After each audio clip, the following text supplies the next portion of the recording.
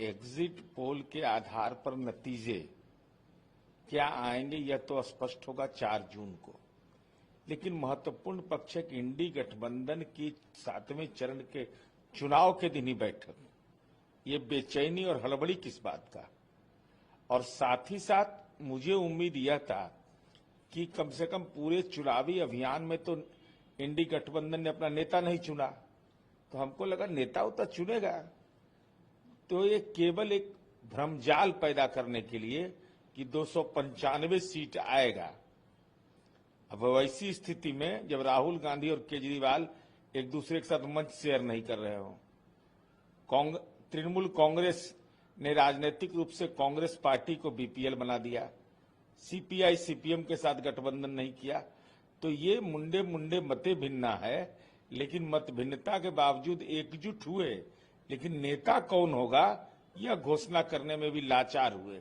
इसलिए कोई exit poll के जो भी नतीजे आएंगे वो 4 जून को स्पष्ट होगा। लेकिन इंडी गठबंधन ने 1 जून को बैठक कर यह तय कर दिया कि प्रथम दृष्टया में वो चुनाव हार गए। जयराम रमेश बोलते हैं कि एग्जिट पोल को साइड कीजिए, जो अभी सत्ता में उनका एग्जिट होना चाहिए।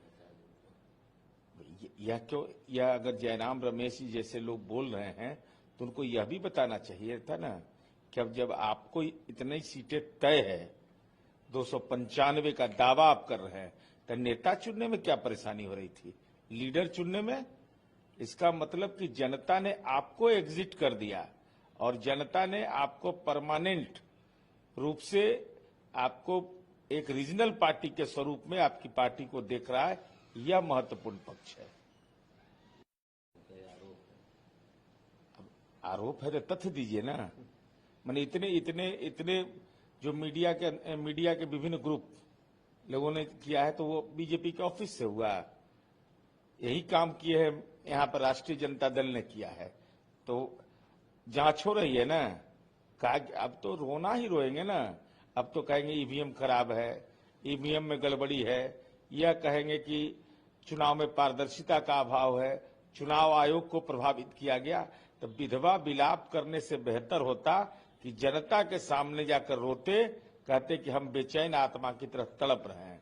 राहुल गांधी ने प्रेसिडेंट को पत्र लिखा है कि अग्निवीर मामले में इंटरफेयर करें।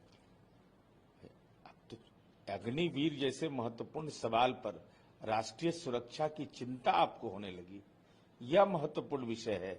माननीय राहुल गांधी जी, याद है ना कि जब आपकी सरकार केंद्र में थी तो हर 3 महीने 4 महीने पर आप जाते थे, आपके विदेश मंत्री जाते थे पाकिस्तान और पाकिस्तान के विदेश मंत्री आते थे भारत। लेकिन अब भारत का पुरुषार्थ इतना मजबूत है, चाहे वो सेना हो या अग्निवीर हो, कि अगर पाकिस्तान कोई प्रयास करता है तो उसके मांद में घुसकर भारत की सेना और भारत का अग्निवीर सर्जिकल स्ट्राइक करता है। ये दौर बदला है। ये अग्निवीर और जो सेना के जो जवान हैं उनके पुरुषार्थ पर देश अभिमान करता है। और आपको तो राष्ट्रीय सुरक्षा की पीड़ा ही नजर नहीं आती। जो रामकृपाल जी के साथ घटना घटी है, हमले की खबर कैसे देखते हैं? मसौढ़ी के तिनेरी में माननीय रामकृपाल यादव जी वहां गए और जिस ढंग का, और तिनेरी जमालपुर है बगल में, जाने के क्रम में जिस ढंग से आपराधिक रूप से उन पर हमला किया गया, यह निश्चित रूप से चुनौतीपूर्ण है, चिंताजनक है। जो भी अपराधी और गुंडा है वो सब जल्द से जल्द कानून के जद में आएगा। खबर ये आ रही है कि रेखा पासवान मसौढ़ी के विधायक